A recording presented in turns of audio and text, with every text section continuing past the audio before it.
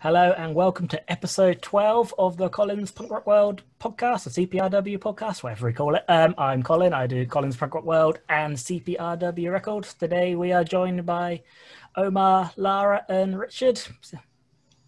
Say hello. Hello. Hi. Hi guys. Again. Hi everyone. So before we start, I want to give a quick shout out to Richard. You might have seen in January on Instagram, we were doing a vinyl challenge. Richard was the brains behind that and the person who forced me to do it.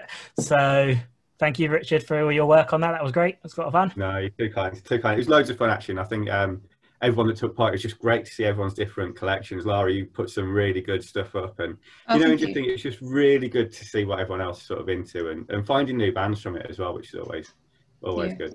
It made me really actually find time to sit and listen to records, because obviously me and Emma both were doing it and share a record player, and we're trying to do different records. So we've basically done it twice in a month.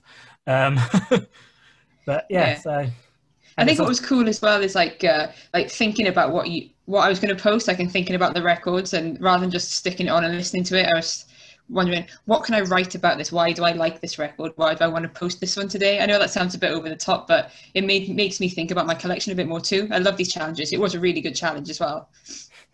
I had a spreadsheet going so I could organise it. Oh, wow. Because I am a nerd. Yeah, so thanks, Richard, for sorting it out. It was a lot of fun. And we might do it again next year if Richard sorts it out again. Yeah, no, I think we need to. I think you just got to keep growing, haven't you? I think it's something to look forward to as well. Yeah, we need that at the moment. So yeah.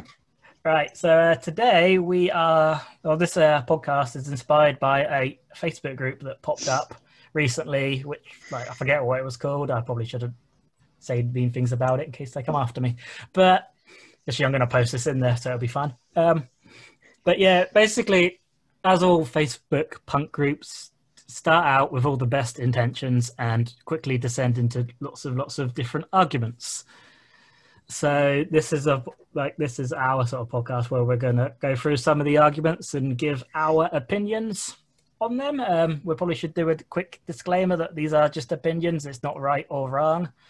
So if you have a different opinion, feel free to write in the comments, and I'll probably ignore it if you don't agree with me, because who needs drama in their lives? So we've got a few different topics we're going to go through. Some are on the heavier side, some are more just sort of whimsical and just quite entertaining. Shall we start with... We'll start with the heaviest one, I think, which is the ska doesn't suck. Softball that one in there, didn't you? This is the most important thing. This is the one I care most deeply about. Ska is my first love. Sorry, Emma. But yeah, so why do we think ska gets so much hate? Personally, I love ska as well. I'm like you, Colin. I really, really love ska music. That's kind of what I kind of got into quite deeply when I was a teenager. I wonder if there's too much of a silliness to it sometimes that people can't really grasp onto a serious side of it, because punk can be quite serious.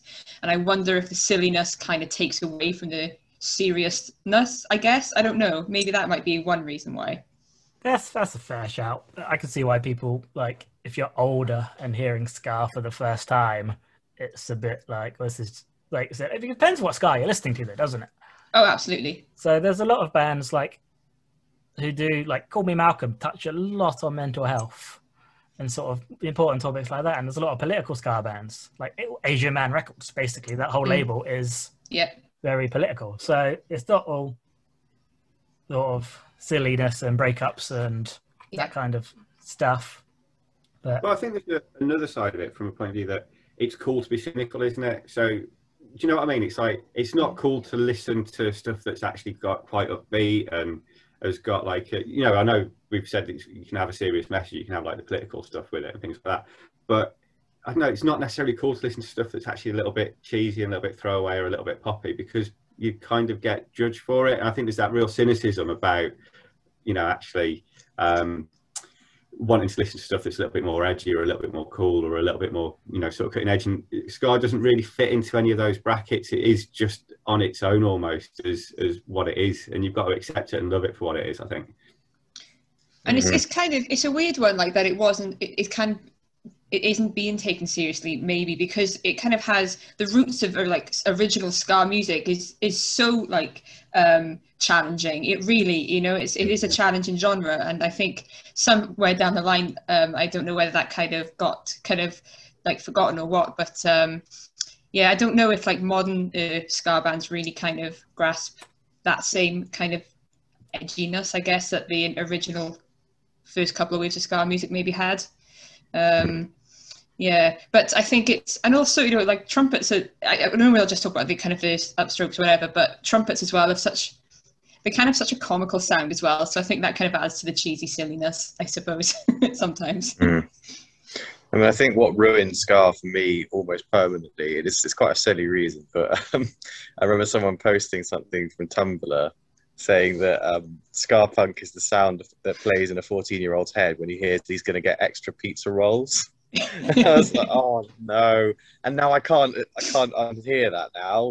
That's it. That's done. Whenever I listen, even if it's like Catch 22 or something like that, Keys Be Night's amazing seminal album, I'm literally just thinking like, yeah, staying up till 10 a.m. And it's like, oh, great. But, yeah. No, I don't know. I all good points made. I got to admit, I struggle with it at times, as in taking it seriously. And touching on what you've all said, like you are all right that it is cool to be cynical and stuff like that. And so, but I just find it, I find it hard to get over that hurdle of like someone, I don't know, let's say there's like a Fugazi record or something like that, and then like a Goldfinger record, and I would just find it hard to be in the same headspace for both. And I kind of like the Fugazi headspace more than I do the Goldfinger one. But then again, it's probably because I like the band more. So I don't know where I'm going with that. Doesn't matter. I think I've seen a lot of people who aren't as into ska who argue a lot that all ska sounds the same, which is complete and utter nonsense. When you look at the Bad Time Records over in California, I think, like their like roster of bands, all ska bands, all sound so different. Like ska, I think, is a much more varied genre than say like pop punk. Yeah, definitely. I mean, you take even like the big shots, you've got like Less Than Jake and Real Big Fish. You can argue they kind of take up the same space, but they're worlds apart, really. Yeah, as and then bands. you got like the Boss Tones as well, who don't sound anything like either of those bands. So to say it all sounds the same is complete poppycock.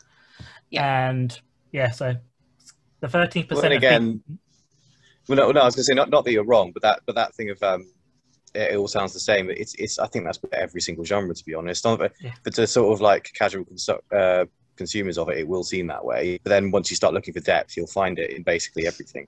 Yeah, for sure. So like we did like a load of Instagram polls for this thing, this whole podcast, and so thank you for everyone who got in touch and like replied to stuff.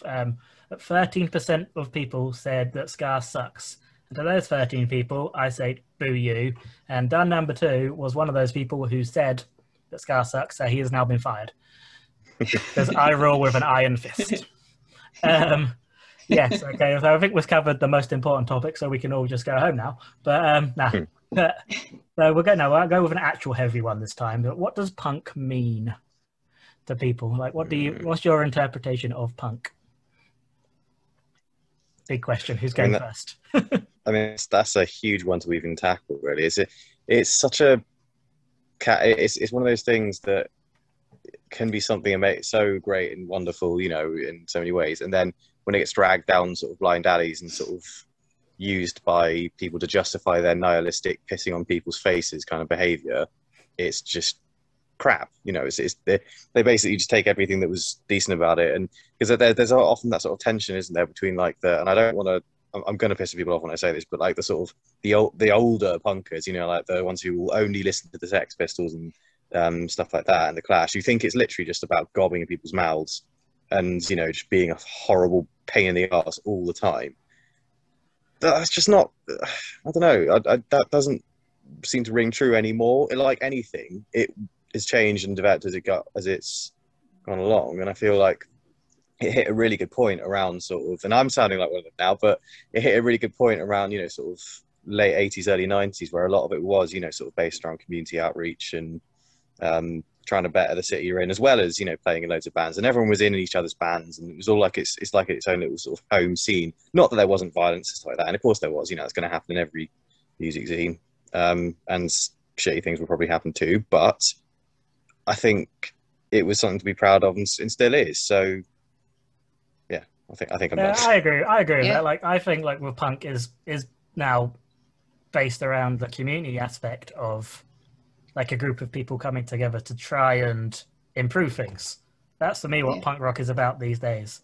And it just happens to be there's this awesome, really energetic, fun music that goes along with it, which has sort of stemmed from the early days of like Clash and Ramones and stuff. But now we got that music, plus there's a proper movement that wants to make things better. It's still rebel, and that's what obviously punk was about originally, but it's rebelling in a different way. Yeah. I think it sort of touches on the points that you guys have just made, but I think for me there's that real feeling. I think the community is exactly right. I think it's always that place where people that look at what's going on in sort of society in general and think, actually, I'm not happy with that. I'm not happy with the way that we marginalise particular groups, or we make it difficult for particular groups to, you know, sort of achieve the potential or whatever. And I think punk's always been quite a safe space to allow people to be who they are. And I think for me, it's that progressive approach to sort of society that you found from that community. So that's why I've always really sort of felt at home in the punk community, because it is so progressive. It is about finding sort of opportunity for people, about providing everyone with like the same platform. You know, it never feels like there's a hierarchy within punk from a point of view of, you know, the bands are part of that same community, and it feels like everyone's in it together. So for me, that progressive approach is sort of absolutely key. But I think the point that you guys made around community is absolutely brilliant, and I'd urge everyone. I'm such a Boy Sets Fire nerd, but if you watch their video for Closure, there's the whole thing is based around them working on a community centre in Germany and sort of getting together and helping the community build that place back up so they've got a place that they can go. And that is exactly what our community is about. I think it's an amazing video, it's an amazing song, but that is really what we're all here for, isn't it? Yeah, like you've all said, it's all more about just being a good person, I think, and trying to kind of do the best you can with your community and as a person. I think, like you mentioned, Omar, I think like a lot of the older punks, I suppose, they are kind of almost proud of like the violence and stuff that they would have had to go through to earn their stripes or whatever when they were at shows back in the day. But I don't really think, you know, there's any pride in that sort of looking back at it. Why does punk have to be like that? Why do people still feel like it should? Because there are a lot of people who still think it should be like that because that's what it was. But I think it's come a long way, and I think people generally, society has come a long way away from that. I think it's just, for me, it's more about building. I suppose, like I said to you, Colin, it's more like building up rather than kind of destroying things. Yeah. I think that's more punk, I think, than tearing things down. Yeah. Because I wrote a column a couple of years ago about, like, after all, like Fat Mike said, makes his jokes in Las Vegas about country fans. I wrote because that caused a big old argument. So I wrote like a column on like my thoughts on like what punk is these days. Because probably like NoFX, they obviously have the song "Separation of Church and Skate," which is actually, other than The Decline, because you can't top The Decline, but that's probably my favorite NoFX song. But it has that line in it, it's like, when did punk rock get so safe? Yeah. And that just irritates the piss out of me now. Because that's always the counter argument for anything when someone's trying to do. Yep. I think nice. Like, NoFX, they were supposed to do some like at-home gigs or something just before Christmas. And then they said, actually, we're going to cancel this because COVID and we want to keep people alive, which is very nice of them. And then there's so many people in like their comments saying like, when did punk rock get so safe? I was like, fuck you. Yeah. I hate you all. Yeah. But I wrote that column and like I finished it with, I would say, the best thing I've ever written and will ever write. And I'm going to butcher what I've said, so I'm going to go quickly find it. But I got it up and then put it on full screen. Where'd it go? But it was basically punk rock used to be about smashing the system. Now it's about fixing it, which I think is, like, not to toot my own horn, like a really perfect way of describing what like this movement should be. I mean, not just punk, every movement and community, whatever you like, you're involved in, it should be about trying to make things better for everyone, regardless. you think there's a reactionary approach to punk in terms of, at the moment we've got a right-wing government, we've had a right-wing government for sort of the last 10 years. We're in a position where, you know, we're seeing a huge sort of de-investment in the state. This is where I get sort of political on things, but we're seeing, you know, sort of the money that we've had set aside for sort of adult social care, you know, that's been reduced and things like that. We're seeing that, you know, we've all probably been to shows where we've taken tins to support local food banks, because punk is reactionary in its approach. So if we had a left-wing government, would we see more of a right-wing approach through punk, do you think?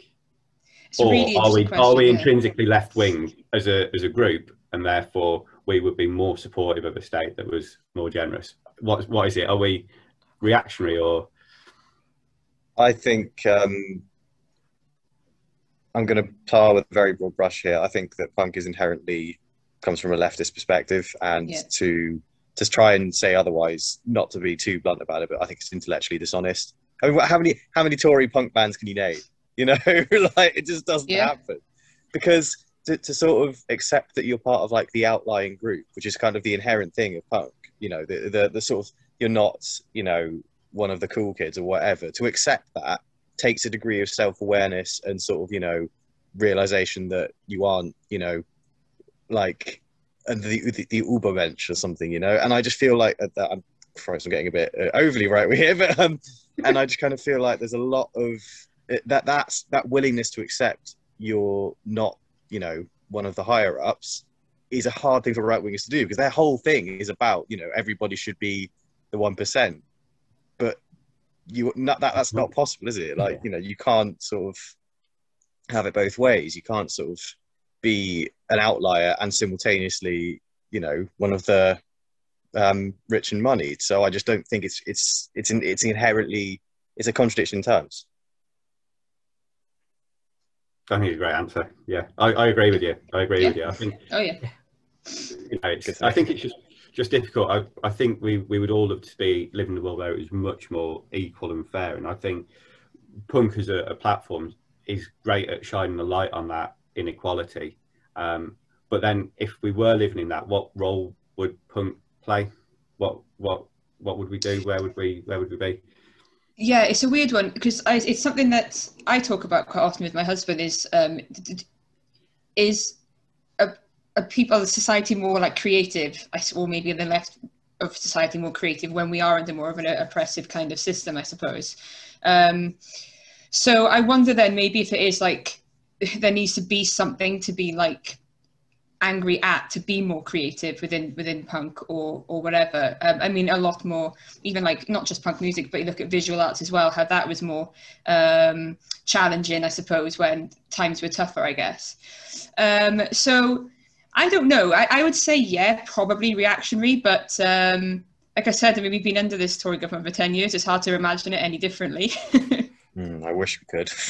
Yeah, right. What do you think bands would write about if they weren't angry about like what's going on in the world, though? Do you mean just politically or in general? Just in general, what would some topics be if we weren't pissed off I think with the government? If you know, the government took a sensible slide towards a more socially progressive kind of state of affairs, I think there's plenty of stuff they'd still be to write about. I think it would take more of a pivot towards, you know, like personal things like mental health and stuff that people kind of just have to deal with regardless of what government's above them, because that's to an extent, unfortunately, that won't really change. Yeah, that's fair. There are still a lot of other stuff wrong without governments being useless.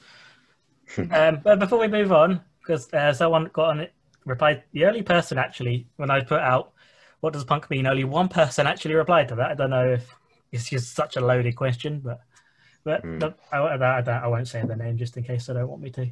But they said, punk to me is giving a shit about societal issues, being anti-oppression, questioning societal norms while not giving a shit what other people think when it comes to self-expression or liking the things you like, and the sense of community and solidarity. And they finished it with a black heart, which I thought was a really good, like, succinct way of what punk. I mean, I'd agree 100% of what they've said there, and I think that's what punk in 2021 probably should be. Which I thought was a really good answer. So thank you for sending that. That was cool. We'll go for another heavy one then, because we have been talking about politics. So I'm sure this is going to be quite a quick one. But do politics belong in punk? Yeah. Absolutely. Yeah. There you go. We're done. We can move on from there. Yeah. Basically, yeah. Like, it's insane. I think that people would think otherwise because politics belong in everything. Yeah. Because it's such an important thing. Yeah, I just find it bizarre that, and again, it comes back to sort of the conversation we're just having, but I can't understand why people wouldn't see punk as being left wing. Mm-hmm. You know, and I know it's sort of going slightly off topic, but I remember reading an article about someone who was a huge sort of metal fan growing up, sort of Rage Against the Machine and so on, and then surprised that their friends then turned sort of real right wing, but were still listening to it. And you're thinking, you're listening to Rage Against the Machine. Even the name in itself is as left wing as it can get. Why are you thinking that that is a right wing? You know, a band that supports sort of right wing ideals. It's just bizarre, you know. And you just think, if music is such a big part of your life, as a lot of people it is. That's rubbish. Hate it. Listening to things that are contrary to your own beliefs, you know, in that case, just go and listen to like Screwdriver or something like that, and you know, be done with it. And you know, don't come into our space where actually it's a lot more inclusive, and it's a lot more positive, and a lot more forward thinking. I saw that with I think it was earlier this year, obviously Anti-Flag, obviously very very political band. And I saw someone say to them, "Keep politics out of your music." I was like, "What? Whoa! What have you been listening to for the last 7 records?" Yeah. Like, there's another one I saw with this is more about racism and diversity in music, and someone called out Mike Park for being like very anti-racist and like for Asian Man Records. It's like called out for being anti-racist. Yeah. Like keep like your politics and sort of race. It was a really. I'll have to find the thing later just to remind me, but it was like such a weird like thing to attack someone for, just because. Yeah. Asian Man Records has always been about like equality and sort of no racism, and it was just like, what are people doing? But yeah, so politics do belong in punk, basically. And although with that said, not to contradict anything anyone's just said, I was just going to say it's not punk bands. I wouldn't say they had to exclusively write about it though. I mean, if you look at like bands like Jawbreaker, basically their entire output is not really political. It's more kind of, you know, focused on being horribly depressed and sad in your as you grow up, which is still an amazing. Well, they're my favorite band, so you can definitely find an incredible body of work on that. But yeah, I would say it's not exclusively political, but it's a big part of it. Yeah, definitely. That's fair. Yeah. And the whole genre was about rebelling, and what bigger thing to rebel against than the people in charge? So obviously, politics does belong in punk, and I think 99% of the people who replied to that poll did agree, and that 1%, I'm hoping they clicked it by accident or they're just trying to be funny, because if not, you're a bloody moron. I think another argument on that, and that is, if you are that group of people that doesn't think that politics belongs in punk, what are you thinking about when you're listening to the music or going to the shows or speaking to other people? What is going on in your head that makes you think that actually this isn't a political thing? Is it just I can go to a show and I can throw some shapes in the pit and throw a few fists and, you know, go home and think, yeah, I had a great night sort of beating some kids up? Is that what it's about? I don't know. Just love the phrase throwing shapes in the pit. Throwing shapes in the pit. That's a fair point. Like, what do you listen to punk music for if it's not the political aspect? What do you find? Where's the fun in it? I suppose maybe it's a way of and then why do you feel you need to make that statement of, oh, you need to keep politics out of punk? If it's not agreeing with you, then the scene isn't agreeing with you. So why are you here in the first place? You know. Yeah. It's a weird one. Let's do a quick one before we time out. We've got 8.5 minutes, so it was a quick one on my list. Crowd surfing. What do you think of crowd surfing? don't know, never done it. Yeah. Because this was one I think one of the more split things on the old poll where I was because for me I think like a lot of people kind of said as well, like it's a cool thing if everyone is into it and if it's done safely. If it's I think the thing that really annoys me with crowd surfing is when it's the same person every single time getting up and doing it. Yeah. Yeah. I think it's about being respectful, isn't it? I mean, I love like hardcore shows, you know, particularly ones where there's no barrier and you know the stage is for the crowd as much as it is for the band. You know, you watch sort of Bane or you know, sort of bands like that, and it is like literally just as many people can be on that stage at any one time. I went to best show I ever went to was As Friends Rust at the Underworld in 2001 I think it was, and it's the video's online. It's just insane, but that is just as many people on the stage getting the mic, you know, sort of stage diving, crowd surfing. That's what it's all about, and it was just an amazing experience. But it was extremely respectful. People that fell down after they were crowd surfed, they were helped back up. You know, everyone was in it together. That I think is fine. I think it's different if you're stood at the back of the you know, the pit and people are crowd surfing over you and you're not really in the pit, but people are deciding, no, I'm still going to go, or they're coming back over towards you. And I think that's a little bit more different because you're saying, actually, I'm not going to be in that space at this moment in time. So I think it's, you know, people just need to be respectful more than anything. But yeah, I've no issue with it. Cool, that's crowd surfing covered. Yeah, I felt like I had more to say on it, but I can't remember what it was. So we'll move on. This is why I should write notes. What else we got? We'll just do a quick advert, then we'll come back in a minute. So I'm starting working on the 9th CPRW Records Comp. I've chosen a charity. I've not revealed it yet, so I won't do that now. But we're looking for like songs like which are like really sort of powerful, uplifting, joyous, positive kind of songs that you can really sing along to, like throw your fists in the air and just basically make your voice hoarse while you're doing it. Because I feel like by the time this comes out, we've been in lockdown for the best part of a year, and people need something to really empower them basically and get excited. So I want a comp based around that. So if you've got a song that you think will fit, can you send me an email? It's hello@colinspunkrockwell.co.uk. Put like CPRW 009 in the comments so I know what it is, and I'll get back to you first. Yeah, so if you can do that, great. And we'll be back in 1 or 2 seconds. Right, hello, welcome back to part 2 of this podcast.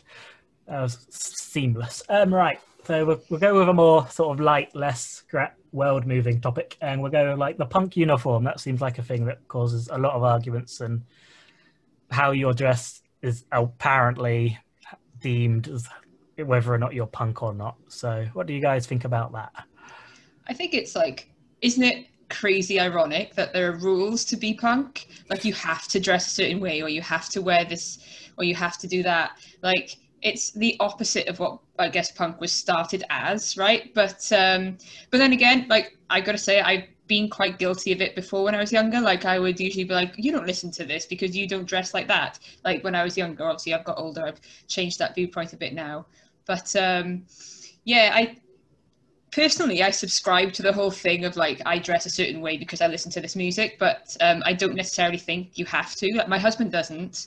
He doesn't dress in like band shirts or whatever. It'll just be kind of like plain t-shirts or football shirts or whatever, but he still listens to the same music as me pretty much. So yeah, I don't think you have to. I think that it's a bit silly to say that you do, but I guess it just helps identify others, I guess, maybe if you're in a band shirt. So yeah. You're part of the club. Like seeing your tribe, isn't it? Yes, that's it, exactly. It's like walking past, you always think when I see someone else wearing like a really kind of niche-ish band shirt, you'd be like, oh, I'll go and tell them like I know that band. You never do. You just kind of walk past in like silent awe, but like you never actually say anything, but it's still cool. Yeah, I completely subscribe to that. I think you're right. I think it's more about us identifying ourselves to other people, that we're part of this particular group. I think that's what it's there for more than anything. And also I think sort of going to shows, I think and I think this is probably from a point of view of always loving discovering new bands and things like that, but you want to showcase that band, you want to get that band out there, because if you love them, you want other people to love them, and you know that this is an audience that would do that. So in terms of wearing the band t-shirts, yeah, absolutely, I'm all over that. But I think it's just strange, sort of. I probably not done it deliberately, but sort of way back when, sort of late 90s, it used to be like big baggy trousers, skate chains, you know, airwalk trainers. You just knew instantly that was it, sort of someone that skated and listened to punk rock.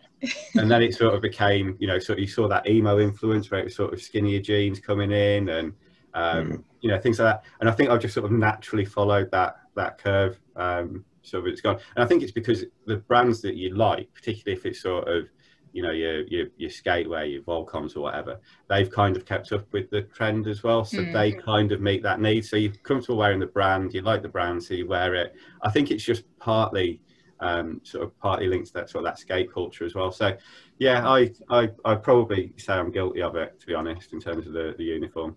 Yeah. Yeah, I mean, I probably am 100%, because I buy all my clothes are essentially band shirts or Crystal Palace shirts. So that's what I own.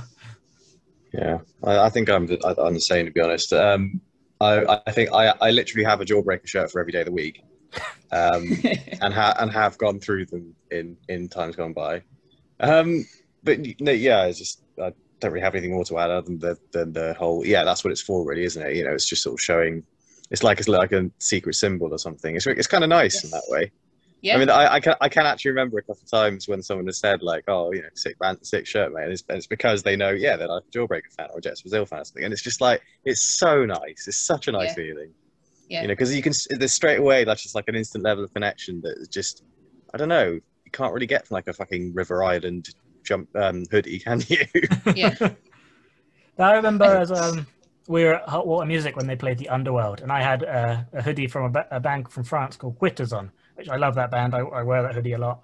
And someone actually came up to me. It was a French guy who was around in Camden, and so said, "Oh, Critters, I'm friends with them." And it's like, oh wow, like because it's like a really niche band in England, like Quitters. No one knows who Quitters are, so they should, because they're bloody awesome, like indie punk. Go check them out. But yeah, so that was a really nice sort of, I've made a kind of a friend now. I don't think I spoke to him the rest of the night, but someone I've communicated with who's not Emma.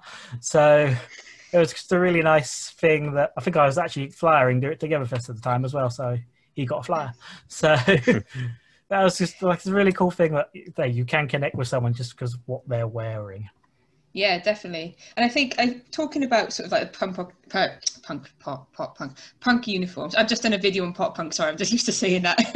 I think with the whole uniform thing, I think we can maybe go on to like, do tattoos count as well? Like, do you have to have tattoos to be like considered a certain way, or like do you have to have piercings or like dyed hair? I have all of those things, but like, does that mean that like someone who does is more punk than someone who doesn't? Do you know what I mean? Like, do you have to then fit in that way as well?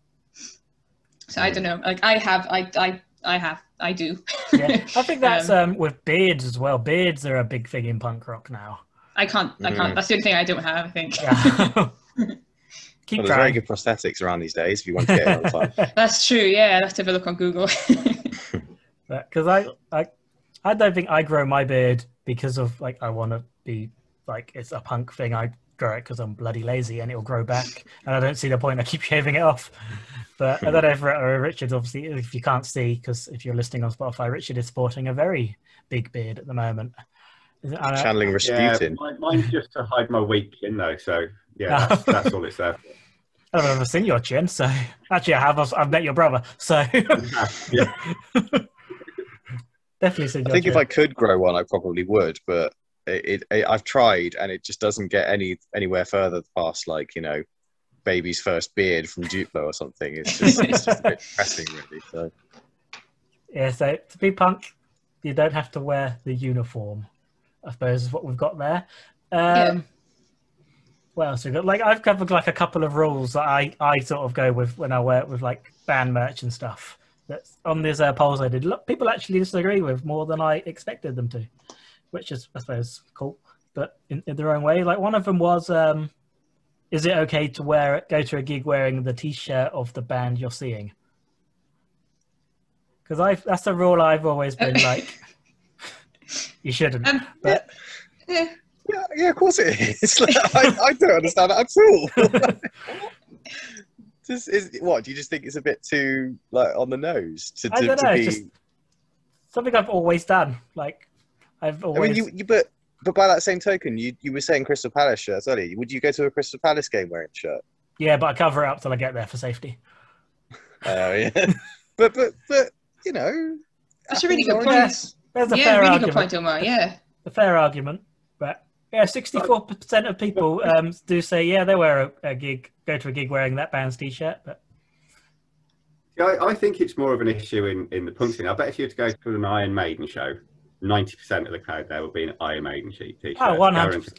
I remember a few years ago, I went to see a gig in London. I think it was a men's gig or something like that. But it was at the time when you've got all like the cool, trendy like summer festivals on in London. So there was loads of like fans of those bands or that music get on the train, and I was like, oh, this is going to be horrific. But then Iron Maiden were also playing in like the what's the thing at O2 Court that night, like the big one, and so I was going back to Colchester from Liverpool Street, and obviously the next stop is Stratford, where everyone at the O2 got on. There just had to be like 400 people just wearing Iron Maiden t-shirts, all boarded the train at the same time, and you saw all these teeny boppers just looking fear, and it was just marvellous. Because I was expecting a really horrible journey home with a load of drunk kids, but then all these metalheads turned up and they all went really quiet. It was great. But I think you find with those kind of bands, people will wear a t-shirt from a previous tour because there's so much history attached to them. Springsteen's exactly the same. You go to a Springsteen show, everyone's in like Springsteen t-shirts from like the 80s, 90s, 70s, whenever. But just because it's to show that they're sort of attached to it. And I think punk's probably slightly different because we don't really have well, we probably do to a certain extent with like your Green Days and things like that, but most of the bands that we all love are much smaller, and you probably want to be in a position where you're promoting a different band at that show by saying, look, if you like these, check out my t-shirt, because you'll love them. Go to a restoration, go to a men's English show in a restoration t-shirt, for example. Yeah, so I do make a point, especially if we go to like a big, like an O2 show, so like they would say no effects, we spoke about them already. I will make a point of making I wear like a UK like DIY band, in the hope that someone will go, oh, who is Leagues Apart? That's an old band. That's Modern Shakes. We'll go Modern Shakes. That's a band that's actually current. If I wore like and be who are Modern Shakes? I might check them out. I mean, more than likely they won't, because there'll be a no effects show and they'll be drunk and not remember. But yeah, so that's why I make a rule of that as well, to sort of, if I go to a big show, wear a small band. Yeah, definitely. I know when I go to a show, it's like I had so many from shows that I was assuming are going ahead this year. I don't know if they are, but I will kind of think way in advance, like what t-shirt should I wear to that show? Like which one would be, which one is, what band do I have that is kind of like the band that I'm going to see, but isn't the band I'm going to see. So kind of like you were saying, Richard, then it's like you kind of want to show off a similar band that people will want to kind of get into. Funnily enough, we were having a meeting about this, Colin, I mentioned when I went to see Green Day in 2002 in Cardiff Castle, they did like this whole kind of like day-long show where they had like loads of bands on there, like Face to Face, Sponge were playing, I think 100 Reasons were playing as well, Iggy Pop, there's loads there. And one of my friends went to the merch table of every act, bought every t-shirt, put them all on in order, and then took them off as each one started playing. Like that is a step too far, I think. That's a bit much, but he must have been warm. Yeah. I mean, this was like I think it was like July, mid-July maybe. So yeah, probably. Yeah. That's commitment, and that must have cost a fortune for those bands. Yeah. Not cheap at shows, are they? So the other rule I have, which is again not on the Instagram, completely shut down, is only wear a band's merch if you've seen them. Like 23% of people, only 23% agree with me. I don't subscribe to that myself. Like I do feel like I have to have at least listened to the band and know them enough that I kind of have this.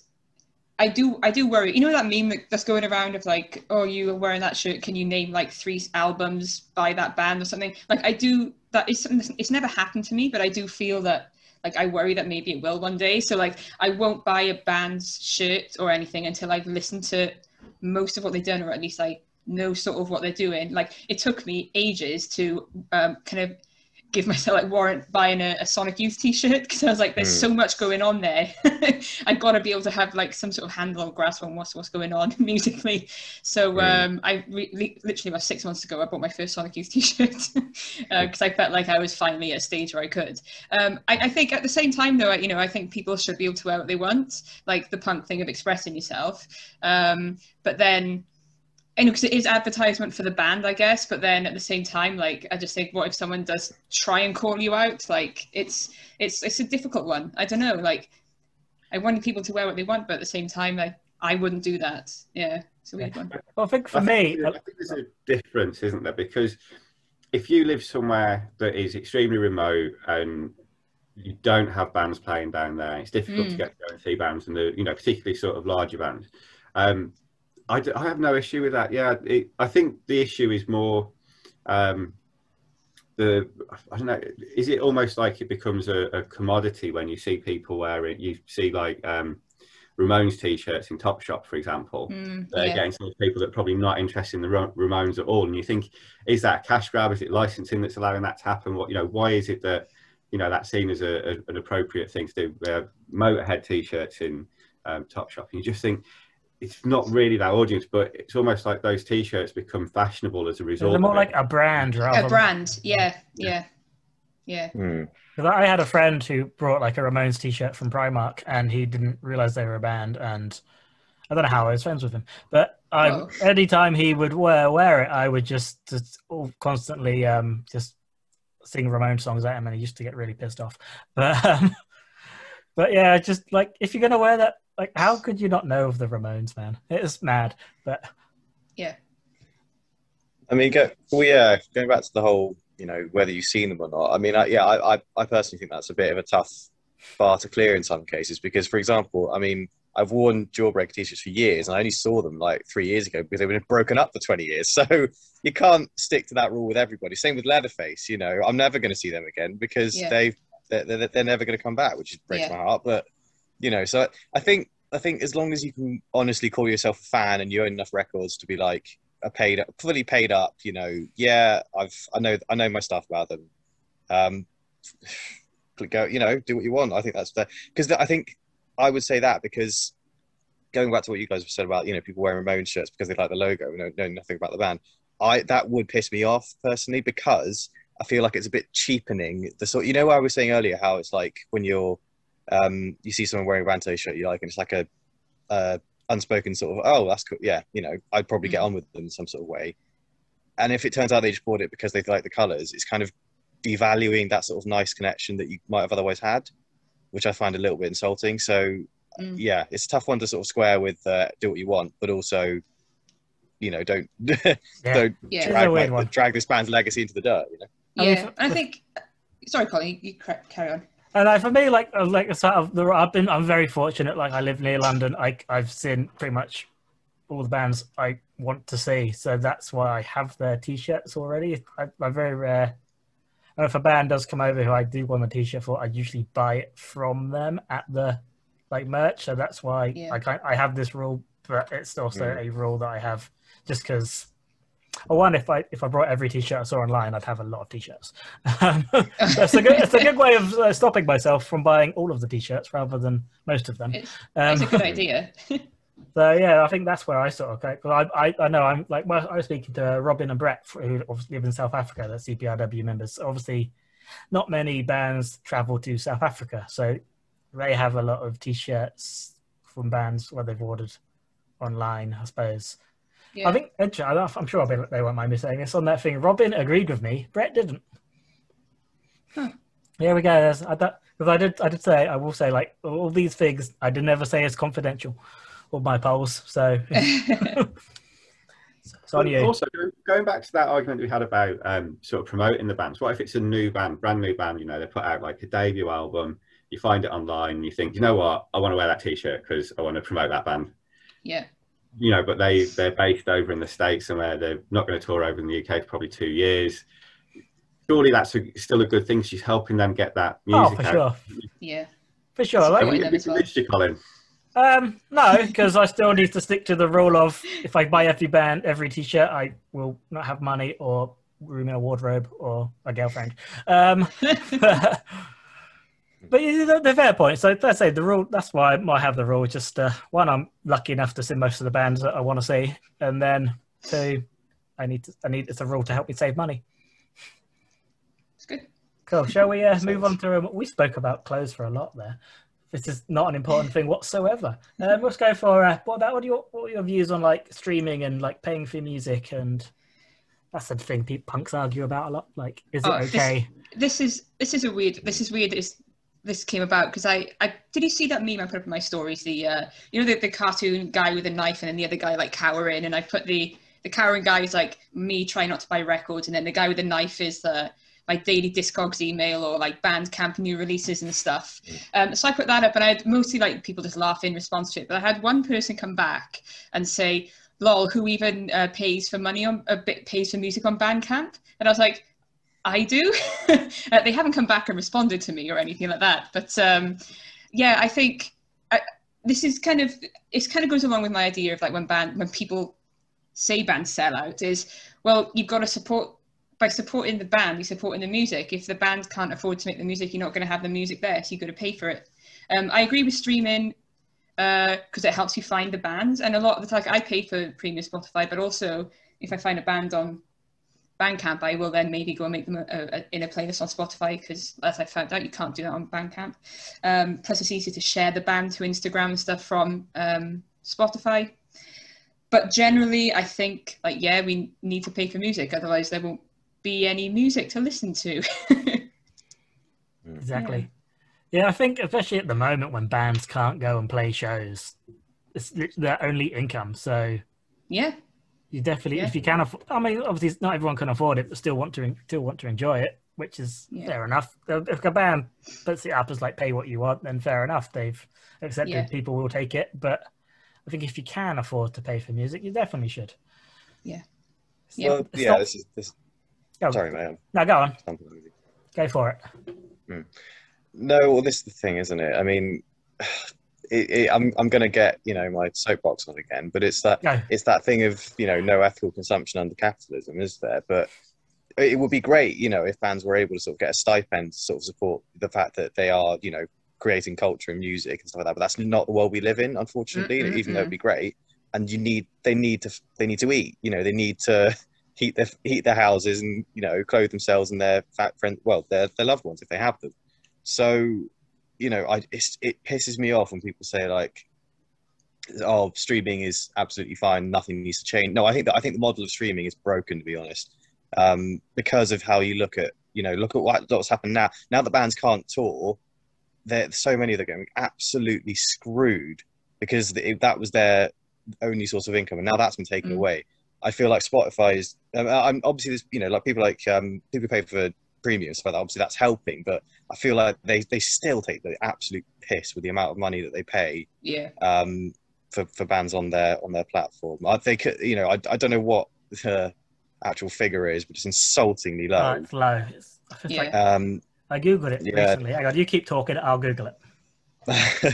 But no, which is why I'm glad there's this pivot back to things like vinyl and physical copies of stuff like that. I'm old fashioned. I still buy CDs because, and I don't know. There's something about streaming and like I get really funny about algorithms telling me about what I'm going to like because I like to do that work for myself.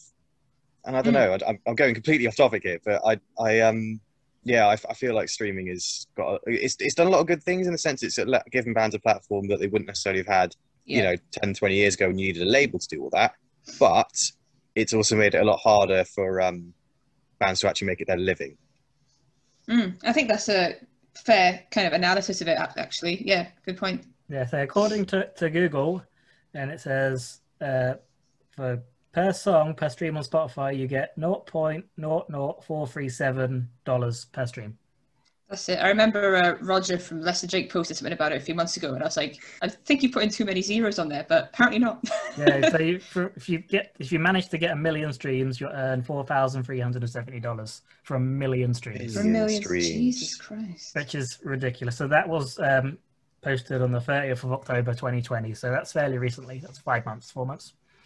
So, I'm not a huge sort of fan of streaming in that format. I do like Bandcamp. I think Bandcamp's great as well, discovering new bands, and I absolutely always pay for stuff that's on there. But what I was sort of curious on is, has the streaming model enabled more people to discover new bands?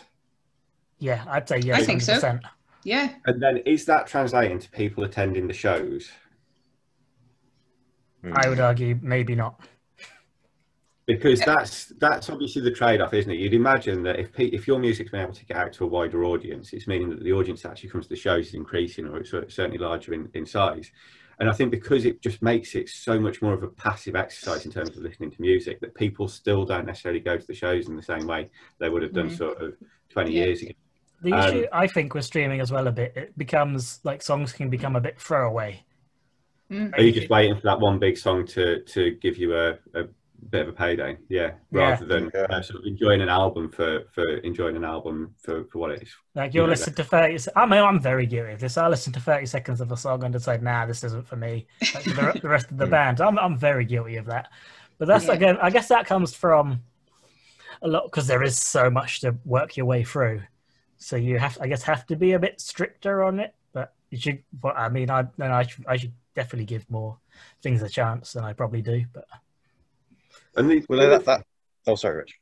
So the other thing I think sort of links to Omar's point, but actually having a physical copy, you'd look on the notes and you'd see sort of thanks to all these other bands, and that's how you'd learn other bands. And do you know what I mean? It was like that work that you'd put in, Omar, was there for you to a certain extent from the band, but you would go, all right, they like, Death by Stereo, I'm going to go and listen to Death by Stereo, sort of how I got into a lot of the hardcore bands.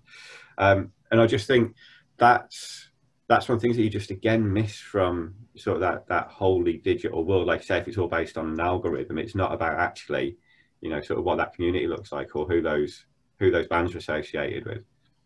Yeah, absolutely. And I think as well with like you mentioned with like the passiveness of streaming, and I think we touched on this maybe with like in previous podcasts as well, when you've got a physical, especially with like vinyl and maybe even cassette as well, like it's almost like become like a faff to do it and put it on, and that faff is what makes you like enjoy and listen to the music more in the process of listening to music. And also then like because it's like not as easy to skip a track on those formats, you listen to the album, I guess, how like it was meant to be heard, like track after track, how you hear it as a piece rather than just as a snip of the album. And I find that I get playlists sent to me quite often, and I'll play everything I listen to, but I will zone out usually because there's so much to listen to, and only if something really jumps out, then I'll go and listen to maybe more of that band. But yeah, I think streaming has meant like I think generally people have become a lot more passive, and also maybe a bit more quick to judge. Like you said, Colin, like the first 30 seconds, I'm guilty of it as well. Like I think when I've got so much to listen to, I'll skip it. But yeah, definitely. Although I do think there are positives, like you said, Richard, it's like the exposure element of it. You're getting exposed to more people. Maybe that means we'll go to more shows. Maybe that means you'll sell a shirt online or something. But yeah, that's kind of. There is also, I think, with the like, because I know on like Spotify, or I'm not sure if you can on Bandcamp, but like if you've got a band on there, like that band can see where the people are listening to their music, so there is a potentially they can go find a new audience to go and play a show. Like, say 50 people are listening to Just Say Nay in Bedford. We'll go. Just Say Nay can come play Bedford. Just Say Nay, come play Bedford. Just a shout out for them to come do that as well. But you can't all stay in my house because there are 100 of you and I have a small house. But please come to Bedford. But yeah, I guess that's a positive from like you can get the data of who's buying your or listening to your music, and then you can see where your audience is or if there's a potential new audience, which is a good positive, I think. I suppose. Devil's advocate a bit. No, I think I might have come across a bit embittered during this whole debate, but yeah, no, that's a good point. I just wish there was a way of not quantifying, but sort of seeing the positive effect of, people listening to you and then wanting to actually buy it afterwards. Because I just worry that like you were saying earlier, Lara, about, someone replying lol who pays for music like that. Oh, hearing that was just like, really pissed me off, you know, because that's what it encourages, that kind of attitude, just like, oh, it will still be there, you know. Yeah, you're absolutely whether right. I pay for it or not. Yeah, and it's for me, it just kind of emphasizes that, like, I used to work in the visual arts. I used to be an artist, but I had to stop to get a real job because I couldn't get funding, and the support isn't there for smaller artists, kind of like it isn't really for smaller bands. And also, I think what's that kind of response of lol, who pays for art, basically, it just, for me, kind of pushes the kind of thought that it isn't respected as as real work, the creative industry, I suppose. So yeah, that really grates me when I hear responses like that. So I was kind of surprised that I only responded like I do. I was like, I could have written a lot more, but that's not what my Instagram for. Next time, write a lot more. It's insulting, yeah, isn't it? Yeah, it's very insulting to the idea of art. It is insulting, it is, and you know, it's an uphill struggle for us, and you know, especially in the UK with the sort of government that we've got, it's been an uphill struggle for a long time in the arts, you know, whatever part of it. So yeah, I find it incredibly insulting. You're right, it is. It's terrible. But I saw, do you know the band Bob Villain? They're like I guess they're fairly new. They've sort of come out quite a lot recently. They're like a grime / punk band I guess they're from London. But like they released their album last year, and they only released a couple of tracks online. If you want to hear the whole thing, you have to buy the physical copy, which I thought was an interesting way of doing it. But really, because I think Emma brought that on our Bandcamp day, so we're eagerly awaiting the vinyl to come along. But what else? That makes sense. Covered a lot there. We've done well there. What else have we got? Selling out. In less than 10 minutes. Thoughts on selling out? Do it. You got to, like we just said, you got to make money. Let them sell out. You can keep making money. That's kind of my tone, like my kind of basic summary of it. I don't have a problem with it personally, but I guess that's maybe a minority view. What about if a change? Because a lot of people said, yeah, just don't. What I said, like, what is selling out when I put on the Instagram, and they were sort of basically said, changing your artistic views to make money. Is that okay? Oh, that's an interesting one. Yeah, that's I would say. Selling out. Oh yeah. No, I was just going to agree. Yeah, I think that's where I draw the line, because, like, I mean, just to give another great example, I mean, if you look at Jawbreaker, for example, when they went to DGC Geffen to do their last record, they literally, it's like, might even be their best album, well, might, but it's so dark and twisted and tortured, you know, not like radio friendly at all. So they got left to do whatever they want, basically. They got given the budget, and they just made no interference whatsoever. So they didn't compromise one whit. But people went to their gigs and literally bought money to go and sit there and turn away from the stage just to show their displeasure. That's so stupid. Like, wow. They didn't compromise anything about their music. They literally just did it so that we could maybe, you know, have a bit more money to make it, and maybe do something different that we didn't do before. You know, we're not like suddenly saying, oh, we support Halliburton, Time Warner, you know, stuff like that. So yeah, I just think as long as you don't just basically, you know, become a horrible corporate shill, like, there's not really anything wrong with that. You've got to find a way to, you know, make your way in the world, and as long as you're not, you know, supporting death and destruction doing it, it's fine.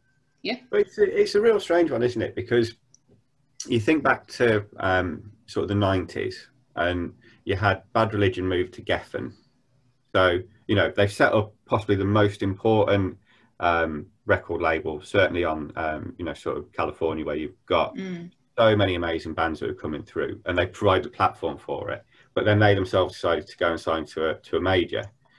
And you're thinking, you know, I mean, I don't know if anyone's a member of those 90s punk rock bands on Facebook, the group for that. But that obviously sort of causes a little bit of rancour still, because it's like, oh, you know, they sold out. But it's like, actually, the stuff they put out, I actually really like. Strange Than Fiction and The Grey Race, I think, are both brilliant albums. No Substance was a little bit less so, but they didn't really compromise their sound. They still sounded like Bad Religion, that was doing like Against the Grain and Generator and stuff. It was just in a much more larger scale. They're able to go to a larger audience, and this is where I think there's a value to bands that do make that jump successfully, is that it gets more people back into the scene. It gets people excited about punk. It provides a better platform for you know, those smaller bands.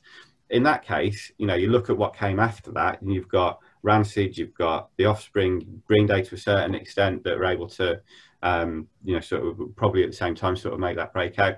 But you just think they were able to provide so much more opportunity as a result of them making that move and the success they were seeing on the label. The two go hand in hand. And I just think, AFI get it as well on that same group. And it's just, for me, I love AFI. I love everything they've done over the years. I love they keep changing and evolving their sound. But you've got to look past the fact that from Shut Your Mouth and Open Your Eyes, we're very proud of you, just before, to The Art of Drowning, those 4 albums are very much sort of punk rock, hardcore, skate punk records. After that, they just do you know what, we've now got the opportunity to do things that we feel comfortable creatively doing, and we can put that out to an audience. If the audience stays with us, great. If they don't, okay, we can take that risk. And I think that's a fair move. Yeah, fair. The Green Day, when I think their first tour after they went to Warner, did they reprise Warner? And they took out Pansy Division on tour of them, obviously a queer sort of pop punk band, and they could have had that who came up from their scene as well, from Lookout Records. So they could have taken any band in the world. I'm sure they probably had record label people saying, "Why are you taking these out with you?" But they took a band they were friends with to get them a massive audience. Yeah, I've got a lot of respect for Green Day, because I know, I don't know at what point it was, but I don't know whether it was after Dookie, but they were kind of banned from playing Gilman after that because they sold out, apparently, which is such bullshit. But I think I've done a whole rant on this on a video I've just recorded. But I think, like you were saying, Richard, I think, it going more into the pop punk side of it, what those bands like Blink and Green Day and stuff did for alternative music and punk at the time, whether people like it or not, they put it onto into the mainstream, and we got more people listening to the music, which all that's done is made it easier to listen to the music in some form. It's made it easier to buy clothes that I want to buy, because that's become more mainstream and more known. So I don't really think it's a bad thing, really, sell out in that sense, where you can afford to make more music, basically. But like we were saying earlier, if it compromises your views, then that's not cool. Not cool. Excellent. Right, I need an advert. Okay, here's one. Okay, so soon TNS Records from Manchester are releasing their 100th release. That's terrible grammar. I'll do that again. Soon TNS Records in Manchester are putting out their Soon TNS Records in Manchester are putting out their 100th release. There we go. So it's a compilation album. Their 4th one. It's called Cheap Cans, Broken Bands, and Basement Bar Bands, and there's got 33 songs from.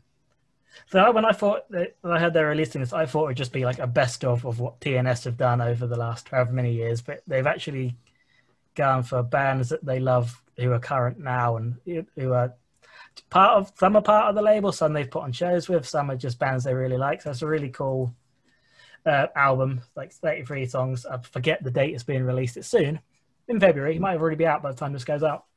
But yeah, go check that out on the TNS Records website. Thanks for that. That was as adverts go, that was a shocker, but you hopefully remember it at least. Right, and we'll be back for part 3 of this podcast in a couple of seconds. Hello, and welcome back to part 3 of the episode 12 of the CPRW podcast. We're still discussing the things people argue about in punk music and giving our thoughts and opinions and stuff. So the next one is going to be a really heavy one, but one that's very, very important. We mention it quite a lot on when we do fantasy festivals as well. It's about diversity in the punk scene. Is there enough of it? How can we make it better? But when we say diversity, we're saying inclusion as well. Inclusivity, is that a word? What? Yeah. If it is, it's a word I can't say very easily. Yeah. So what's everyone's thoughts on the? I mean, I'm sure we all agree that inclusion and diversity is getting better, but there's a hell of a lot more that needs to be done for the punk scene to really claim that it is an inclusive scene. Yeah. Any thoughts on that? Oh, sorry, I'm just making some notes. No, it's probably about. I mean, I don't know. I don't really feel like I'm qualified to talk about it hugely, because I've been quite lucky and not really sort of.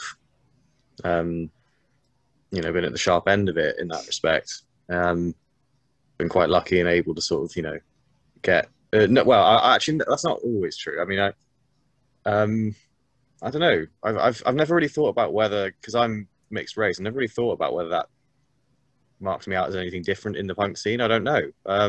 I've never even considered it, whether that's affected our ability to get gigs or anything like that at all. I don't think it has, but I've got no idea. Okay. You know, it's just not really something that's crossed my mind. And whether that's just because I'm lucky enough to be insulated from it, I don't know. It's a really, really tough one to address. It's tough because I think, as I said, there is a lot to be done, but it's also, it probably depends on this, like the community and the scene that you spend most of your time in to see if it's.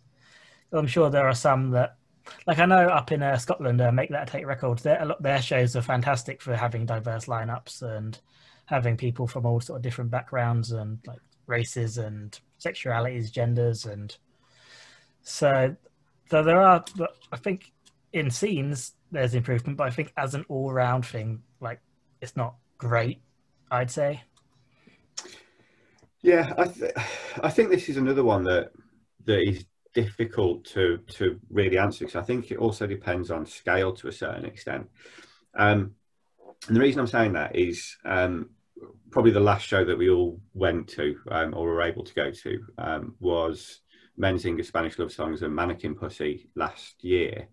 And what was really interesting is afterwards, Mannequin Pussy put a post or a story up on Instagram that said, we've had great fun hanging out with Spanish Love Songs and the Menzingers, but we can't wait to get back to playing to our crowd again.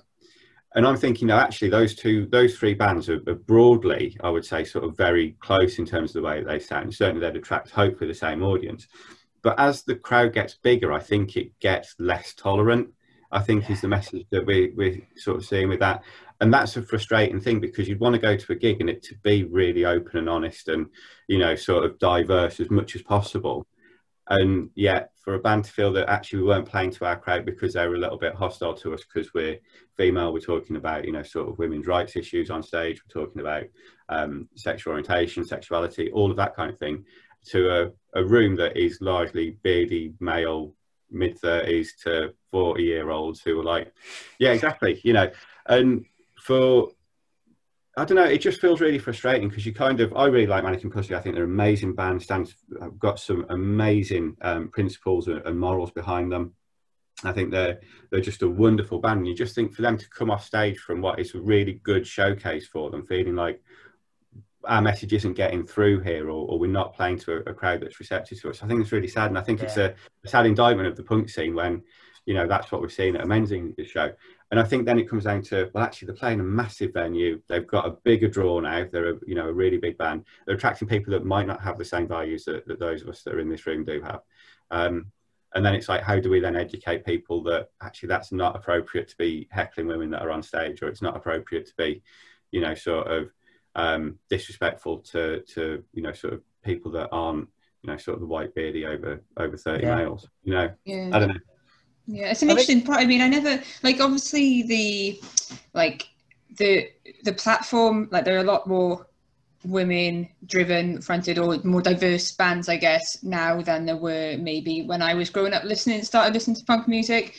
But then I, like you say, Richard, I never really considered like how it would be received. So like, yeah, there's more around, but like, does that necessarily mean that like it's being, a word I don't like to use is tolerated, because I think it's not a good word to use for like, oh, I'm tolerant to that kind of type of person or whatever, because that's a shitty word to use. But you know, is it kind of, is that message like, to even if like the people have got the platform, is it being received? Like, I never considered that. It's a really good point. I think it's quite interesting to think when you were making your points, Richard, about Against Me. I imagine before Lara came out and said, this is who I am, I'm Lara Jane Grace, I imagine before then, when they were getting quite a bro-y crowd, and then obviously Lara did her stuff, and from that they attracted another different kind of crowd, where I think more trans people or more like queer people would see like Against Me, and they've had a voice there now, which I think that's been quite an interesting to see how they've developed, and that their crowd has gone from hardcore punks, like dirty folk punks, more of a mainstream bro punk kind of thing, and now they've got the crowd they've got now. So I think if you've got that voice, and that you can create a more diverse crowd, which I think is fantastic. Like, when we did Fancy Festivals, I picked like Against Me, as like my headline.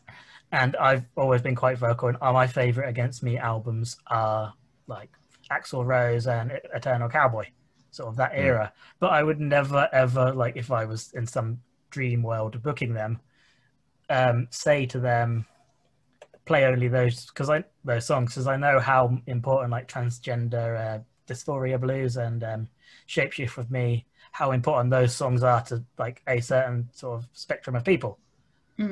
So I think as well, diversity and acceptance, and again the word tolerance, I think it belongs in punk music, or the movement at least. Like if we think back to when we were first earlier on talking about, does punk belong in does politics belong in punk? And I think we all agree that generally it's a leftist, left-wing sort of movement or whatever, and I think that goes hand in hand with diversity and acceptance. So I think if there is that, it should be people should be more receptive to those ideas, whether they are or not. You never really know, but generally, I think it is quite inclusive. But that's just kind of my take. I've personally not had any issues that I know of anyway. Like you were saying, Omar, I don't know if there's been like, you don't really know what people are thinking, you know. But generally, I've not had any issues. But that's definitely not to say that other people haven't. Yeah, I think it belongs in punk, but whether it is.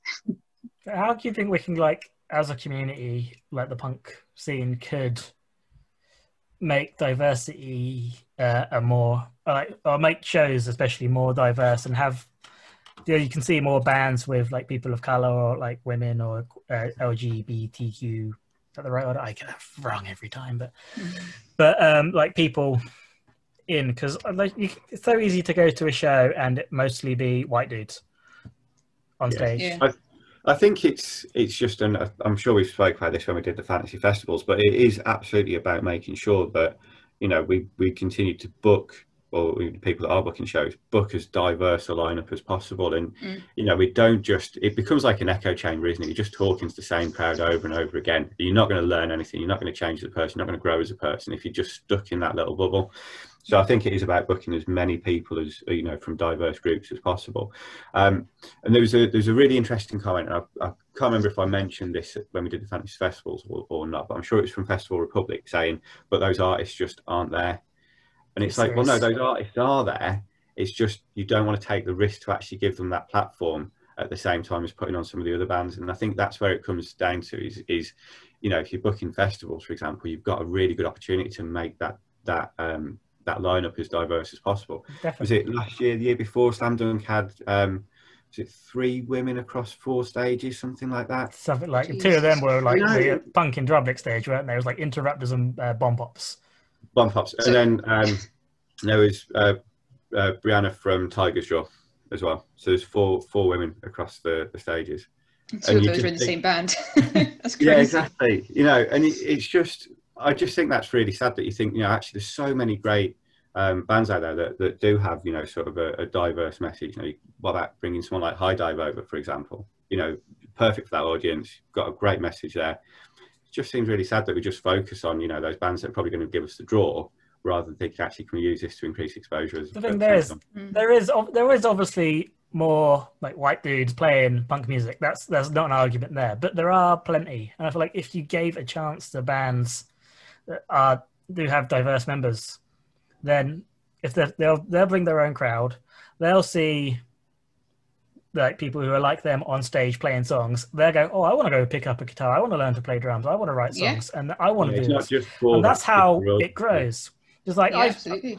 Because I remember in this horrible cesspit of a Facebook group where this argument came up. It was like someone said, "Oh, there are just more white bands," which is fair. That is a fact. There's no arguing there.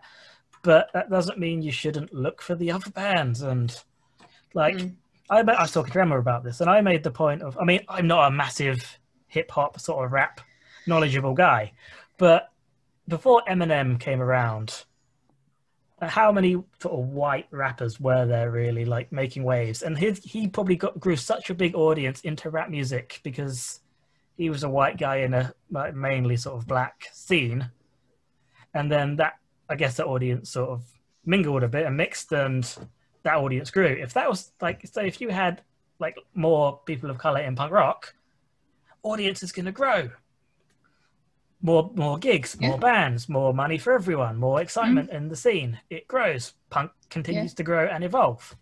It's that simple, really. That's not rocket science, is it? I've not stumbled upon something that's going to blow everyone's minds here. No, you're right. It's obvious, isn't it? It really is. Like a friend of mine who's I don't know if he'd want to be named, because I know he's asked a lot of questions on Facebook. He's a person of color, but he's also said he doesn't want to be like the poster boy for like fighting back, because he shouldn't have to be. But he was sort of saying, like, he's like called out a load of labels and said, like, where are all the bands that feature like people of color? And so one of them did sort of reply back and sort of say, well, I'd never pick a band to be on my label based on like the color of their skin. It's always about how good there is, which is fair enough. I don't think you should pout a band if you don't like them. But also I think that this is well, I mean I kind of had the idea with like reviewing stuff for Colin's Punk Rock World, in that I don't pick a band based on who the members are. I pick on if I like the songs. It made me think maybe I should search out these bands who have different members to showcase them more, give them more of a platform. That's the point I'm going with. I'm worried about rambling, but it's just that's how we need to create a more diverse scene. It's obvious. This is how we evolve. But I think that covers that argument quite well. Hopefully, it does. But I think on like a positive note on that, I think it is slowly changing. Like we were saying earlier, and like generally, I think things are like better. So, but obviously, there's a lot of work to be done. So. I think the test will be when gigs are allowed to be a thing again, and see what the lineups are like. Whenever that may be, because hopefully more people are sort of thinking about these things now and going, "Oh yeah, that's a good point." Fingers crossed. Anyway, we can hope. But I think so. We'll move on for another more heavy topic as we're in like, because one of the questions I put on Instagram was like, "Have you ever felt unsafe at a gig?" I was quite broad. It's obviously quite a broad, like, reasons of why you can feel unsafe. Like, it could be because there's a creepy man there, or it could be because, like, you've ended up in a mosh pit that's getting a bit rowdy. There's obviously different things that would make you feel unsafe. And it was, I think, let me find the poll quick, because I am not a prepared person. Where's it gone? Bloody Instagram. Oh, hang on. Bear with. This is really great. Go that way. There we go. So it was actually 50%, like yes and no. Actually, though, one more person has said, there's 30 said yes, 31 said no. But probably unsurprisingly, everyone who said no was a man. Which is, so that's, I found quite, I mean, interesting is maybe not the right word, but so how could we make like gigs safer for everyone, do you think? I mean, I think it's a really great question, actually, and it's one that I don't think I've put any thought into. I'm thinking probably the only time I thought intimidating more than anything about going to a show was probably when I was like 13 years old, going to my first concert, or one of my first concerts. It was Rancid, and you're just surrounded by sort of people with massive Doc Martens and mohawks, and you're just like, what on earth is this? Just sort of not really being aware that those people exist. You see them on TV, but actually the real in life in front of you. And then having that realization that actually these people are amazing and they're so much fun and we're having a great time with them and they're looking after us because we're only like little kids at the time, and you think that's what the scene needs. It needs sort of those sort of older heads, I suppose, to be looking out for people that are coming up. But in terms of sort of other diverse groups, I can probably talk about sort of experience that we've got again at big shows. Jen, my girlfriend, she's 5'1", and she often finds it really difficult being at shows where you've got larger guys that are just sort of throwing shapes again, sort of barging into people. And she's like, I just want to watch the band. And it feels like you're deliberately being a bit of a prat. And just not thinking about, actually, I need to be sort of protective of this space a little bit more. Instead, I'm just going to pick you up by your bag and throw you because I get a laugh out of it, And I think for me, that's that's one of the things that I find really frustrating. But again, that's the large shows. The small shows, you know, sort of these small community-based shows, never have any issues with. I think we probably, like, that's the thing, we need to educate the people at the bigger shows to be respectful, basically, not be a dick. People need to realize, like, everyone should go have a good time, but your good time shouldn't be at the expense of someone else's good time. Yeah, absolutely. And I've seen like bigger shows where like I've seen Billy Joe call out fans for fighting or whatever. I've seen James and Bradford from the Manics calling fans out for fighting as well, or being overly creepy or whatever, or being like aggressive. They've been called out and then they get chucked out of the venue or whatever. So I think there is, if like you see it, you've just got to call it out in it. I suppose that's kind of the main thing. People need to know that certain behavior isn't okay. Personally, I've like you were saying, Richard, like community sort of shows, I've never ever felt unsafe, or I've never had a reason to feel unsafe at, because it's usually like my friends' bands playing them as well, so it's like I know the circle. But generally bigger shows I've not had a problem with. I don't know whether that's because I go with my husband and things, so like we've got this like a little team and we tend to stay well back because like we're older and, you know, we get bad backs and stuff, so we gotta stand like back by the bar or whatever. But yeah, no, generally from when I was younger, just because like community shows I never really felt unsafe. But again, it's not to say it doesn't happen, because like you see it, I see it happening, or you see people getting called out for it. So yeah. I would say like the crowd should be comfortable enough to, if you see some behavior you think, hang on a minute, you should maybe if it's someone violent, maybe not step in and have a fight with them, but just like let someone, like the bigger show especially, you're going to have security there. Security needs to be more available if you need. I mean, no one wants security guards to be down on you stopping all the fun, because sometimes I feel like security guards, they're not sure on the line of what's like a mosh pit and what's someone being an arsehole. So they maybe security guards need better training, I don't know. But but security need to be more readily available, because a lot of times you go to a big show, you only see security guard on the rail at the front or by the doors. There's none sort of easy to find. If you're, say like someone was getting groped and you spotted that and you want to say steady on mate and you want security to back you up, then you need to be able to find them.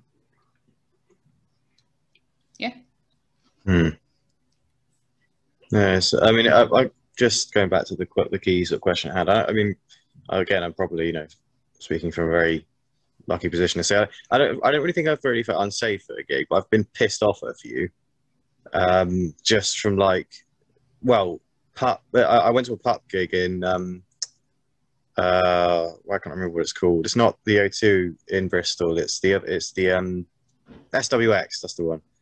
And it wasn't. It was like the sort of different areas of the age spectrum, really, because like it was like the. I don't want to sound like a fucking killjoy, but I was like trying to sort of stay back a bit and stuff like that, and I was just getting my fucking feet stamped on the whole time, so getting shoved into. And I was like, I'm not fucking enjoying this. You know, I want to just go home. Like I was just like, this is shit. I don't. It made me feel really insecure about being a punk as well, because I was just like, am I just not punk enough anymore? You know, is the fact that I don't like getting slammed into for an hour and a half because I don't play rugby anymore doesn't, you know, sound like any fun. And it was the same thing with a New Order gig I went to ages ago with my partner. You know, it's these big fucking boys, like 50-year-old, you know, lifers for the band who've just had a skinful and just lumbering around like sacks of beef, and it's just like, so it's just this complete lack of respect for anyone around them. It's just like, I'll pay my money, I'm gonna have a good time. It's just like, yeah, fucking dick, mate. So yeah, not really added anything to the conversation, just said that's sort of doubling up the thing as like, have a good time but be respectful of other people. Respectful. Yeah, absolutely. No one sort of will ever say to someone, don't have a good time, because that's what everyone's there for. But it's a really it's a really simple thing. We had another experience. Sorry, we had another experience at a Bayside show. Now I love Bayside, great band, and they were with, I'm sure it was someone like Fireworks or someone like that they were supporting, which I didn't really feel like it was a great fit. They were sort of far too sort of pop punk, and I think there was definitely a split in the audience of people that were there to see Bayside. You know, sort of beardy older men and younger people that were there to see fireworks. And I think what we found at that show is that those of us that were just happy to stand and watch the band were just constantly getting barged into and pushed and shoved by people that weren't in a pit. They were just sort of stood halfway back in the room with the rest of us. But just because they didn't want to watch the band, they just wanted to act like absolute tools. They were just like, oh, we're just going to do this because we want to watch fireworks and we'd just be annoying. And you're like, come on, just have a bit of respect for those of us that are, sort of watching the show for what it is. So yeah, I think that's another one that sort of really encapsulates the point about just don't be an idiot. Your enjoyment isn't necessarily everyone else's enjoyment. If everyone is going to be jumping around and acting like they're in a pit, go and join the pit. That's what it's there for you to jump around and, sort of throw shapes in, not just sort of when people are just stood having a beer watching a band. Reading the room, I suppose, isn't it? Reading the room, don't be a dick. Yeah. I think, well, not to sort of, constantly harp on about bands that aren't really together anymore, but I think, to be honest, Fugazi had a pretty good line on it, and they basically just didn't let people slam dance. And I know that might seem a bit heavy-handed, but, they just called it out straight away. They stopped playing. They were just like, right, here's $5. That was how much you paid. Get out. And then that was it. They just carried on playing again. I think that's cool. I think I've seen Reviver. They've done something like that in the past. They're like, find a new dance. Don't just mosh or crowd surf or circle pit. Find a new way of having like fun in the pit. And I remember I saw them at the Montague Arms in South London, and they had everyone on the floor sort of sat behind each other doing the sort of rowing boat thing. And I love Reviver. You can I guess we'll go back to ska, the greatest genre in the world that doesn't suck. But the skanking, it's done properly and people don't decide to turn it into a mosh pit. Like, that's a different way of enjoying yourself at a gig without just barging into everyone and just being violent for the sake of being violent. And it's just another reason why ska doesn't suck. I will die on this cross. So essentially, to make gigs safer, don't be a dickhead. Please. It's good advice for life, I think, that, isn't it? Just be respectful and don't be a dick. Yeah. I guess that's you would also... have thought people had learned that by now, wouldn't you? I think... Well, yeah. I think that's also part of being a punk, though, isn't it? Being a respectful person. Yeah, absolutely. Thinking of others, having empathy. Yeah, that's it. Thinking of others, absolutely. Definitely. Cool. Which is what we were referring to earlier when we were talking about older punks being like, oh, it's not about being respectful, it's about waving your willy at people. Oh, fuck. What are the older punks like in Bristol, Christ? I don't know. I've never had the misfortune of bumping into one. Yeah. I've never come across any that wave their willy at me, but maybe that's just because it's me. All right, let's go on to some more lighter topics after these heavy moments. What do you think of meet and greets? Like, I see bands advertising, come pay £20 and come meet us and we'll play a couple of extra songs or something. What are your thoughts on those? Yeah, I think it comes down to what we were talking about with sort of the streaming earlier. It's another way of the band sort of making money and continue being able to do what they do. I've done a couple. I've done Tiger's Jaw as part of the Spin album launch in Leeds, and it was just brilliant. And they did a acoustic set and then just hung out afterwards, and they were just lovely. And you just think, we've got the album as part of the deal. Yeah, absolutely great experience. And then Bouncing Souls last year, the year before now. Again, amazing having the opportunity to, chat to Greg and, just sort of talk about the band and, what they're doing next and things. They were just lovely, lovely people. And I think if it's done right, all for it. Yeah. Yeah, I agree with you on that one. I haven't gone to any meet and greets, but I remember I saw when Newfound Glory did one like a year or so ago, maybe 2 years ago now, wouldn't it be last year? But they did the whole thing where it was advertised also as like an acoustic thing, like you'd have separately. I think it's a great way of the band making some extra money. I think it's good if you're a fan, you can afford to do that. That's awesome. I think as long as it doesn't mean then that you don't get the chance to see them like generally outside, like you sometimes will bump into the members like or whatever at the venue. As long as it doesn't kind of take that away, I don't really see the problem with it. Bands need to make money somehow, so it's just an extra arm, another way of doing it. Yeah, I got nothing really to add. I think they've got to be smart about the way that they carry on, putting gas in the tank of their vans and paying for merch production and stuff like that. So do as thou wilt.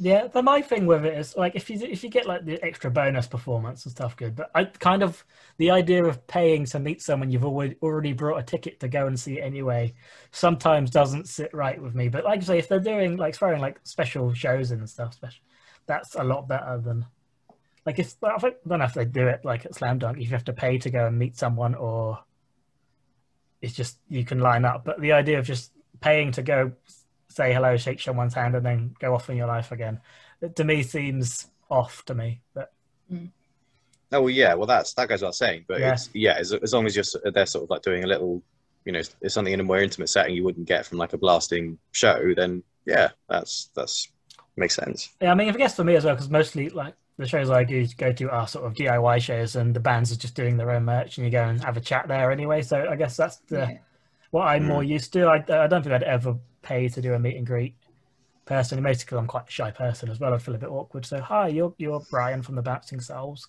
Cool.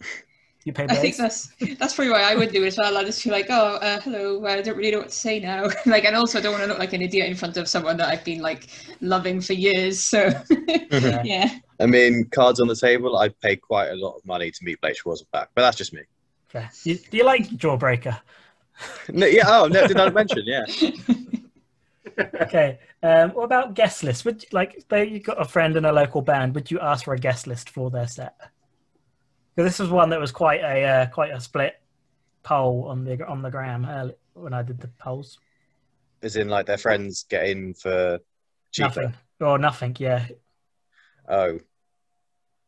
I mean, whenever we've done them in Bristol, we've always had guest lists, but it's never free. It's always just they get quid off to take the entry price, which I think is a fair way of doing it. Yeah. Because then it encourages your mates to come, and more people at the gigs, better for everyone. Yeah. Because that, for me personally, I don't like the idea of asking for a guest list because, especially like the smaller DIY shows, because the bands don't have that much money anyway. It just feels like you'd be taking money out of their pocket. Yeah. Yeah, free entry seems a bit wrong, but but like a little bit off might just be, because let's be honest, getting friends to come to your own show can be a pain in the arse sometimes. Well, in my case, in Bristol anyway, maybe that's just the kind of circus I move in, but can be a nightmare sometimes when they're just like, oh, it's at 9, I need to be in bed by 11. And it's like, you're a waste of space. I'm usually in bed by 10 these days. I quite wow. like it. I quite like it. But I think there's an argument, like if you're friends with a band and maybe you're short of money and the band are happy with it, that's obviously fine, as long as you then don't spend loads of money down the bar when you could have paid to get in, because that's just cheeky. But I don't know, that was quite a split thing when I did the poll. It was like 38% said yes, 62% no. So I thought that was quite interesting. Did you specify in the poll whether it was guest list equals free entry? I mean, I'd never heard of money off, to be honest. So I just right. Oh, I've lost it now. Yeah, fair. Where's it gone? I mean, yeah, that's the way I've always done it. I've never known it's people getting it for free, but well. I think it's just a case of, again, don't take the piss, but Yeah. it's an interesting one, I thought. Yeah. Because how about crowdfunding? What do you feel about crowdfunding? Like bands asking for money before they release the album? I don't have a problem with it myself. I mean, it was like I mentioned before, like working in the arts and stuff, you've got to, sometimes if you want to work on a certain project, you haven't got the money yourself, you're not getting the support from other places, you kind of look within the community, I suppose, and that kind of goes to that community thing of punk. But yeah, I don't have a problem with it myself, but I don't know, it depends, I guess, what you're going to get out of it, maybe. I don't know. Haven't really given it much thought, to be honest. I just don't really have a problem with it. I think I agree with that. I think, the ones that I've done usually had something else attached to it. So you might get like a t-shirt or, sort of the package comes with something different. And I just think, if you want to support it and I want them to get their music heard, then I don't have any issue with it. Yeah. To me, I think it's quite a fair way of doing it as well. It's just like doing a pre-order, really, isn't it? It's like you pre-order a record, they're just pre-ordering it a bit earlier. So yeah, I think again, it's going back to this whole underpinning issue we've been talking about, isn't it? The bands need to make money in other ways now, and so if that's the way they can do it, what's wrong with that? I remember. The other thing is as well, it probably gives some even greater sort of control over the creative process attached to it. Definitely. Actually, is it a much more equitable approach for them as well? I think as long as the bands are honest with what they do with the money as well, because I've seen in this lovely group there's a artist who has just taken the piss out of their fans a lot and like took loads of money and not delivered what they promised, and so I guess that obviously it's heinous, puts people off doing crowdfunding. But to me, it's just like that's a way you can help. Like I know the Run Up. They always have issues with their vans. I don't know what they do to them, but so they put like a message out like, if you can help us, that'd be great. And so I did, and I shared it on the Colin's Punk Rock World because they're friends of ours. And like someone replied, crowdfunding, that's not very punk rock. It's like, well, why wouldn't you want to help someone who could do with some help? It just seemed a very what you don't have to do it. Just why be angry about it? That's a weird thing to moan about. As punks. Yeah. Because punks shouldn't. They shouldn't spend money on their records. They should be recorded through like a Bluetooth speaker into someone's bin over 3 days. Sounds terrible. I'll buy that. That sounds good. I feel that's good. I'm sure that's pretty been sent sure to me at some point. Albums have been recorded that way.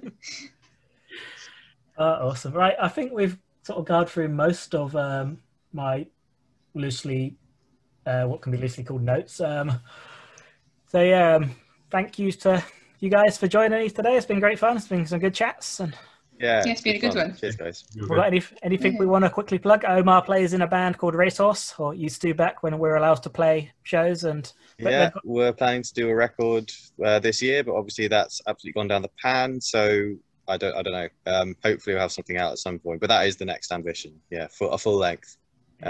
Which we're recording with our friends Danny Guy, who owns an awesome studio in Bristol called Alpha Delta Recording, and is just a top bloke to work with, and he's a lovely guy, so that'll be great. Is he in layman's terms? Is that the band? He was, yeah. Who unfortunately are no longer, but I hear he's working on some stuff by himself, so keep an eye for that. Cool, and all the Racehorses stuff is all on Spotify and Bandcamp. So on the things I just moaned about, yeah, it's just the way of it. Right, excellent. Thank you guys for joining me today. Like I said, I don't know how to finish these things still. Like, subscribe, follow, share, listen, tell your friends. Don't be a dick. Bye. Right, okay, thanks, guys. See you later.